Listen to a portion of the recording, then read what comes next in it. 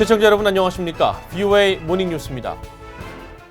미국의 상원 의원들은 북한이 상황을 악화시키지 않는 한 현재와 같은 느린 외교가 계속될 것이라고 내다봤습니다.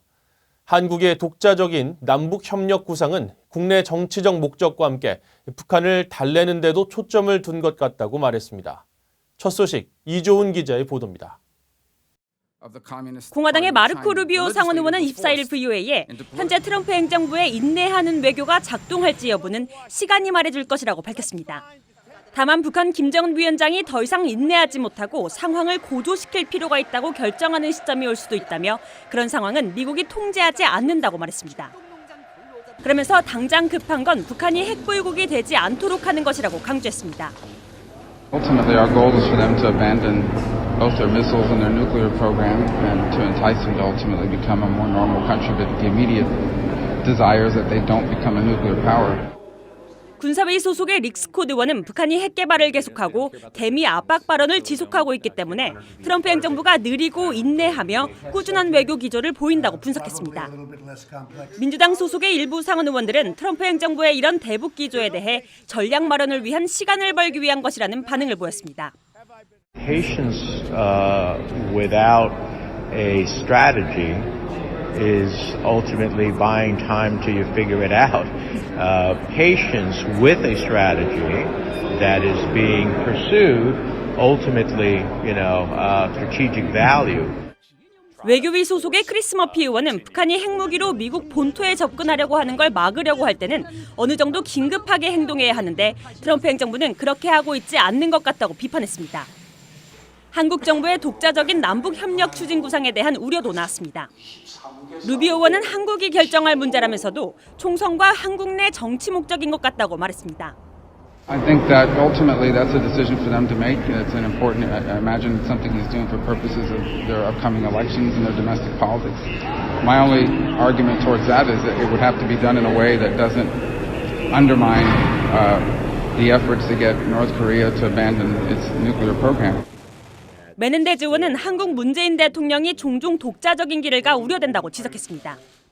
그러면서 이런 구상은 김 위원장을 달래는 데 더 초점이 있는 것 같지만 김정은은 쉽게 달래질 사람이 아니라면서 북핵 위협 저감이나 제거 목표를 위해선 미국 그리고 다른 나라들과 완전한 공조와 관여를 통하는 것이 한국에 제일 낫다고 말했습니다.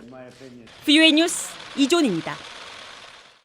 유럽연합 EU가 북한과 관련한 2020년 최우선 정책으로 대북 제재를 통한 압박과 대화 통로를 열어두는 비판적 관여 정책 기조를 계속 이어나갈 것이라고 밝혔습니다. 버지니아 바투 EU 외교안보정책 대변인은 27일 북한과 관련해 EU의 2020년 주요 외교 정책을 묻는 VOA의 질문에 이같이 밝히고 북한이 긴장을 고조시키고 한반도 정세를 불안하게 하며 외교적 노력을 저해하는 어떤 행동도 자제할 것을 거듭 촉구했습니다. EU는 또 북한의 심각한 인권 상황과 인권 침해에 대한 책임을 지지 않는 북한 정권에 깊은 우려를 갖고 있다면서 2020년에도 UN 인권이사회를 통해 북한 인권 문제를 계속 부각시킬 것이라고 밝혔습니다. 지난해 한국으로 정착한 탈북민이 2001년 이후 가장 적었던 것으로 나타났습니다. 북한 내부 감시가 강화된 데다 탈북 과정에 드는 비용이 많아졌고 현재 한국과 북한과의 관계도 영향을 주었다는 분석입니다. 서울에서 한상미 기자가 보도합니다.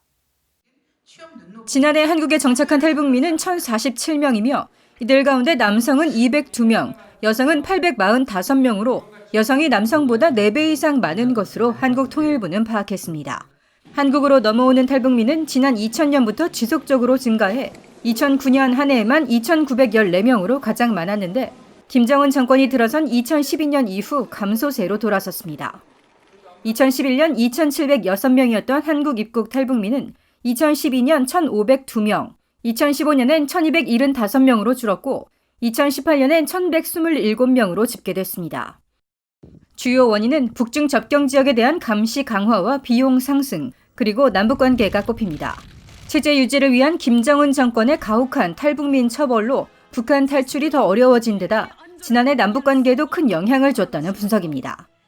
작년에 남북 관계가 좋지가 않았고 긴장 국면이었잖아요. 그러다 보니까 어쨌든 북한 내부에서 단속을 많이 하지 않았을까요? 그러니까 체제 내부 단속을 많이 하다 보니까 국경 통제도 많이 강화하고 그러다 보니까 국경을 넘는 도강 비용도 너무 폭발적으로 증가를 하다 보니까 지난해 시진핑 중국 국가주석의 방북 이후 중국 내 탈북자에 대한 체포와 검문 검색이 크게 강화됐다는 지적도 나왔습니다.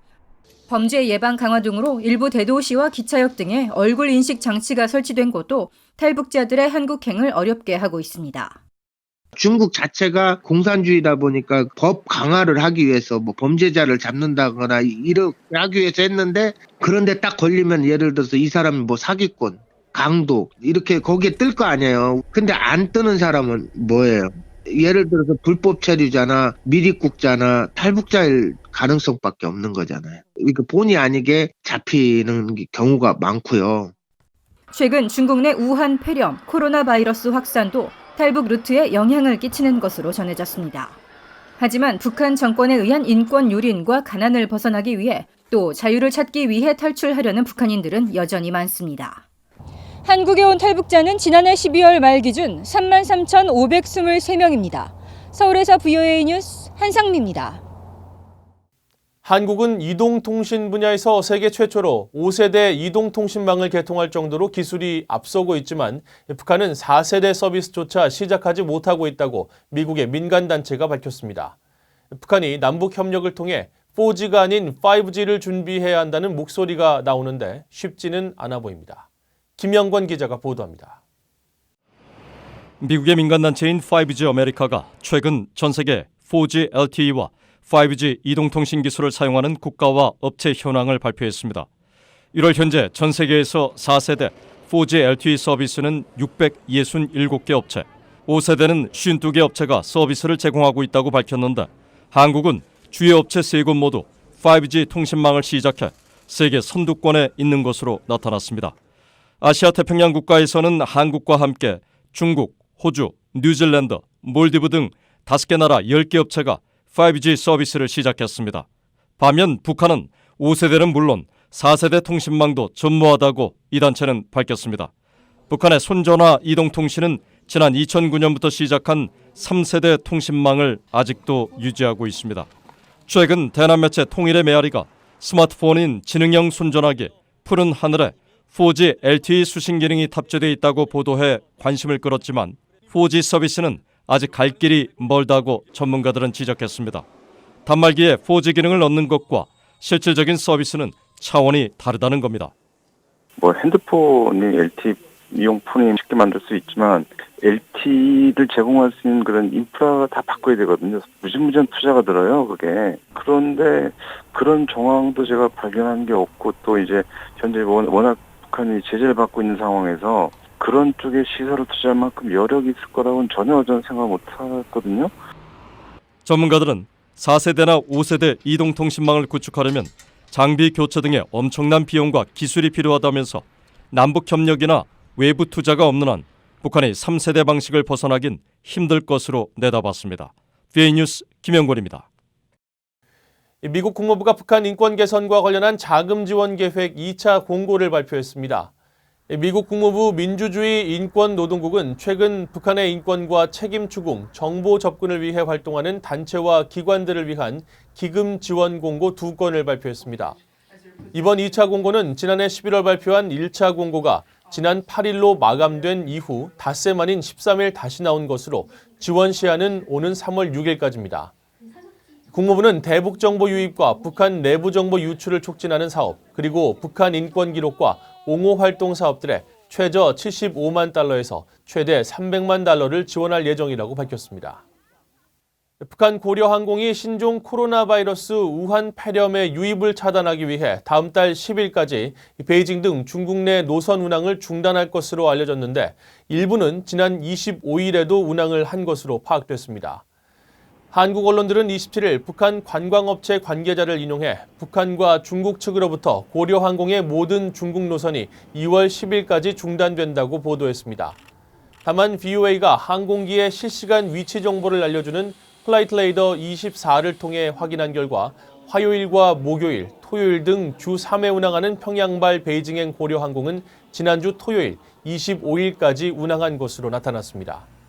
한편 북한 주재 러시아 대사관은 앞서 24일 북한 외무성으로부터 2월 10일까지 중국 항공인 에어차이나가 북한, 중국 간 항공편을 취소한다는 공지를 받았다고 전한 바 있습니다. 이상으로 VOA 모닝뉴스를 마칩니다. 시청해주신 여러분 고맙습니다.